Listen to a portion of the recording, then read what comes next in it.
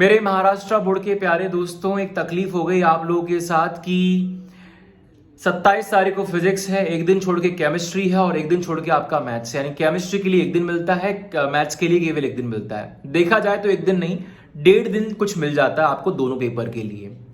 अब तकलीफ यही है कि यार केमिस्ट्री फिजिक्स के लिए 5 दिन दिए, तो ऑब्वियसली बोर्ड वालों का ये एक्सपेक्टेशन है कि इन 5 दिनों में आप केमिस्ट्री और मैथ्स भी थोड़ा बहुत रिवाइज करते रहोगे।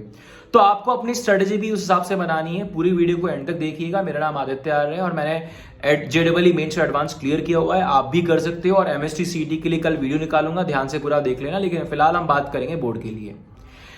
तो अब करना क्या है आपको मेरे भाई, सबसे पहला काम ध्यान रखो, महाराष्ट्र बोर्ड है, रिपीटेड क्वेश्चंस बहुत आते हैं, ठीक है ना। आपको क्या करना है, सबसे पहले आप फिजिक्स का प्रीवियस ईयर क्वेश्चन पेपर दोगे 3 घंटे। इन 3 घंटे के बाद आधे घंटे का एनालिसिस कर लोगे कौन कौन सा वीक टॉपिक है, और उसके बाद फटाफट से बैठ जाना। चाहो तो आधे घंटे का ब्रेक ले लो, 4 घंटे गुजर चुके हैं। अब अगले 4 घंटे आपको जो वीक टॉपिक है उस पर पढ़ना कम है, क्वेश्चन ज्यादा लगाओ। इन 4 घंटे में आप रफली आइडिया लेके चलो, 50 से 100 क्वेश्चन के बीच में आप जरूर लगाइएगा, ठीक है। अब आपको ये लिख कर सॉल्व नहीं करना, ये आपको लिखने का प्रैक्टिस हो चुका आपका 3 घंटे का, राइट। अब आपको क्या करना है, इन 4 घंटे के अंदर वीक टॉपिक जो कवर करना है, 50 से 100 क्वेश्चन आप लगाइए। ये हुआ आपका टास्क खत्म। एक आपके 8 घंटे जा चुके हैं, आप आधे घंटे का फिर ब्रेक ले लो और अगले 4 घंटे में फिर से आप मॉक दे दो। अब एक और मॉक देने से रियलाइज हो जाएगा कि क्या आपने जो काम किया, जो आपने टफ टॉपिक पढ़े, क्या वो पढ़ाई आपकी इफेक्टिव हुई नहीं हुई। ये बहुत जरूरी है। आपका इस तरीके से पहला दिन गुजर जाएगा जहां पर आपने 4 घंटे मॉक पेपर को करने में, एनालिसिस करने में लगाया और 4 घंटा आपने कुछ पढ़ने में लगाया वीक टॉपिक। ये हुआ डे 1 खत्म। अब डे 1 की जब आप शुरुआत करोगे तो डे 1 की शुरुआत पहले 8 घंटे यानी 4 घंटे के 2 स्लॉट में आपको वीक टॉपिक पर जितने क्वेश्चन लगा सकते हो भर कर लगाओ। और दिन का जब एंड करोगे आप, तो केमिस्ट्री का एक मॉक दे दो या मैथ्स का एक मॉक दे दो। मैं मान के चल रहा हूं कि आप केमिस्ट्री का एक मॉक दे देते हो। समझ में आया? तो अभी तक आपने क्या किया, अभी तक आपने कुल मिलाकर 3 मॉक दे चुके हैं, 2 फिजिक्स के और 1 केमिस्ट्री का।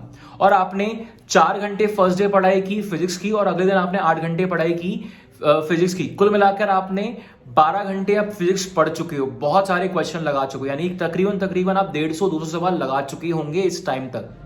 अब जब थर्ड डे की शुरुआत करोगे तो थर्ड डे की शुरुआत आप फिर से क्या करोगे, फिजिक्स का प्रीवियस ईयर क्वेश्चन पेपर लगाओ और उसके बाद 4 से 6 घंटे आप फिर से क्वेश्चन लगाइए वीक टॉपिक पर। या फिर आप चाहो तो रिवाइज कर सकते हो, जो आपका स्ट्रॉन्ग टॉपिक है उसको आप और स्ट्रॉन्ग करो। और डे एंड पर आप फिर से क्या करोगे, अब एक मॉक दोगे मैथमेटिक्स का। अब इससे होगा क्या, थर्ड डे एंड पर, थर्ड डे के एंड तक आपने कितने मॉक दे दिए, 2 फिजिक्स के स्टार्टिंग में दिए, फिर अगले दिन आपने फिजिक्स का मॉक नहीं दिया लेकिन आपने थर्ड डे फिजिक्स का मॉक दिया, तो 3 फिजिक्स के मॉक्स हो गए। इसके अलावा फिजिक्स में आपने कुल मिलाकर 18 घंटे की पढ़ाई कर चुके होंगे 3 दिन के एंड तक। इसके अलावा आपका मैथ्स का एक मॉक चला जाएगा, इसके अलावा आपका फिजिक्स केमिस्ट्री का एक मॉक चला जाएगा। 3 दिन यहाँ पर खत्म हो जाएंगे। अब 5th डे जो है आपका, 5th डे पूरा का पूरा सेव कर लो फिजिक्स के लिए, टच नहीं करना। टच करोगे भी तो ध्यान, अगर मैं आपको बोलूं 5th डे आपको मैथ्स और फिजिक्स पढ़ना, नहीं लगा पाओगे ध्यान, ठीक है ना। अब 4th डे जो है आपका पूरा का पूरा मैथ्स और केमिस्ट्री के लिए दे दो। डोंट वरी, पूरा नहीं दे सकते तो कम से कम 8 घंटे दो। इन 8 घंटे में आपको एक मैथ्स का मॉक लगाना है, मॉक मतलब प्रीवियस क्वेश्चन पेपर लगाना है। अच्छा, अब यहां पर आप चाहो तो, जो मैं आपको बोल रहा हूं कि मॉक देने के लिए 3 घंटे लग रहे हैं, लेकिन जब आप लिख कर करोगे तो होगा, आपको सिर्फ आंसर निकालना है। तो आप ट्राई करो कि 2 मॉक दे दो और इन 2 मॉक को 5 घंटे में सुलटा दो, निपटा दो। केमिस्ट्री का एक, मैथ्स का एक। तो आप 4th डे तक 2 केमिस्ट्री और 2 मैथ्स के मॉक दे चुके होंगे और अब तक आपको मालूम चल चुका होगा कि कौन से टॉपिक पर अटैक करना है। यानी कि जब आपके पास 1.5 दिन होगा केमिस्ट्री के लिए और मैथ्स के लिए, आप पूरा 1.5 दिन, आप पूरा 18 घंटे, सॉरी 18 घंटे नहीं, हाँ रफली 18-20 घंटे आप दे सकते हो, वीक टॉपिक पर काम कर सकते हो।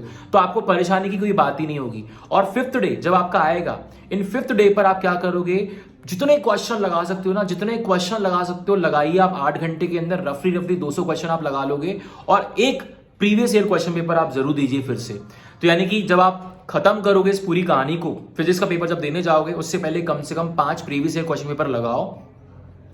इसके अलावा तकरीबन आपका 25 से 30 घंटे आपका फिजिक्स प्रैक्टिस हो जाएगा, बहुत मोर देन सफिशिएंट है। इन 25 से 30 घंटे में आपको लगाना है करीबन 300-350 सवाल आप लगा लोगे। प्लस इन 5 दिनों में आपको 2 केमिस्ट्री और 2 मैथ्स के मॉक जरूर लगाने हैं और नोट डाउन कर लेना है कि जैसे ही मैं फिजिक्स के एग्जाम से लौटकर बाहर आऊंगा तो केमिस्ट्री के लिए क्या पढ़ना है। और वहां पर आपको बहुत ज्यादा बुक से रीडिंग नहीं करनी है इस समय। आपको वीक टॉपिक को आपको जो वीक टॉपिक है उस पर आपको क्वेश्चन लगाना है और जरूरत लगे तो उसको फटाफट से बुक से रीड कर लेना, नोट डाउन कर लेना। यह आपकी स्ट्रेटेजी होनी चाहिए केमिस्ट्री के लिए, या आपकी स्ट्रेटेजी होनी चाहिए मैथ्स के लिए। और टाइम मिल जाता है तो एक एक केमिस्ट्री का और एक एक मैथ्स का मॉक लगा लेना। ये स्ट्रेटेजी फॉलो करो, ज्यादा वक्त नहीं लूंगा मेरे भाई। आपका बेसिक सिंपल स्ट्रेटेजी है जिसमें आपका मैक्सिमम मॉक लग जाएगा, क्योंकि महाराष्ट्र बोर्ड, एक बात समझो आप, महाराष्ट्र बोर्ड में प्रीवियस ईयर क्वेश्चन पेपर बहुत आते हैं, ठीक है, प्रीवियस ईयर क्वेश्चंस बहुत आते हैं, रिपीटेड बहुत होते हैं कॉन्सेप्ट। तो आप लगाइए, एक्सेल करिएगा। बाकी वीडियो अच्छी लगी हो तो बिल्कुल अपने दोस्तों का शेयर कीजिएगा and comment down the chat box. मिलते हैं अगली वीडियो के अंदर। कमेंट बॉक्स, डिस्क्रिप्शन बॉक्स में मेंटरिंग लिंक है, मैं मेंटर कर रहा हूं आप लोगों को आपके बोर्ड एग्जाम के लिए, आपके जेडब्ल्यू एग्जाम के लिए, आपके एमएससीटी के लिए। कल वीडियो रिलीज करूंगा, देख लेना। पूरा डिटेल में डिस्कस करूंगा कि जेडब्ल्यू का सिलेबस और एमएससीटी का सिलेबस में क्या डिफरेंस है, कितना पढ़ना है, क्या छोड़ना है, ताकि आप दोनों एग्जाम में एक्सेल कर सको। जिंदाबाद, मिलते हैं अगली वीडियो के अंदर।